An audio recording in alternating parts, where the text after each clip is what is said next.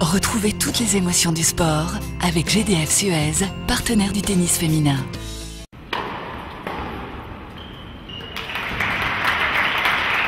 Alizée, vous êtes qualifiée pour votre premier quart de finale à l'Open GDF Suez. J'imagine que c'est une grosse satisfaction. Oui, bien sûr, c'est une grosse satisfaction, surtout au vu du match que j'ai fait aujourd'hui. Je me suis vraiment bien débrouillée, malgré la perte du premier set où elle a fait vraiment, un premier set irréprochable. J'ai juste attendu la faille et je me suis engouffrée dans cette faille au deuxième set. Donc au final, je fais un bon match. Physiquement, je me sens super bien et j'espère profiter de ce quart de finale à fond puisque je suis vraiment très honorée d'être encore dans l'aventure ici. Vous dites que vous êtes engouffrée dans la brèche. Comment vous avez fait pour renverser la vapeur ? J'ai juste continué à jouer mon jeu. C'est surtout elle qui a eu un petit coup de mou. Elle a un petit peu moins bien joué. Et moi, j'ai juste frappé un peu plus fort. J'ai commencé à mieux me déplacer. Je commençais à vraiment être chaude à partir du deuxième set. Et puis à partir de là, je pense que j'ai vraiment réussi à bien gérer le match jusqu'au bout. Et c'est vraiment une grosse satisfaction d'avoir gagné contre Daniela. Dans le deuxième set, avant de conclure la manche, vous aviez eu pas mal de balles de set et puis vous avez chuté. Est-ce que vous êtes fait mal et est-ce que vous avez eu peur à ce moment-là ?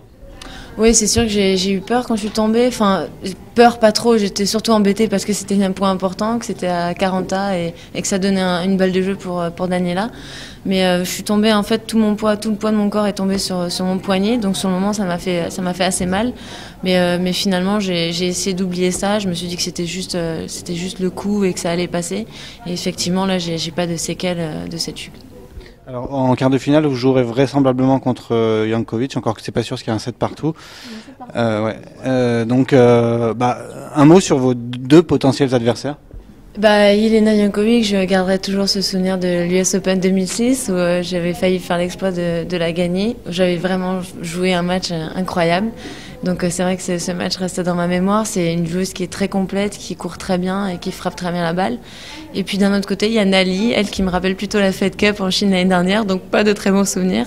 Et c'est une joueuse qui frappe très fort la balle aussi, qui joue très long, qui a une bonne qualité de balle.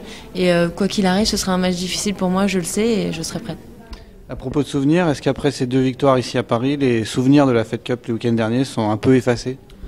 C'est pas des souvenirs qu'on oublie si vite et ils s'effacent pas comme ça de notre mémoire, mais en tout cas une chose est sûre, c'est que je pense que j'ai réussi à rebondir après ça et ma place en quart de finale le prouve, même si j'ai eu un week-end très éprouvant et très fatigant mentalement, je suis toujours là et je suis toujours en course, donc il faut croire que ça m'a servi. Un dernier mot sur l'ambiance, vous dites que vous avez beaucoup joué Jankovic, mais peut-être jamais en France, est-ce que ça peut être un facteur déterminant pour renverser la vapeur ? Peut-être, je vois que le public a l'air de beaucoup l'apprécier ici aussi, mais j'espère qu'ils seront quand même de mon côté.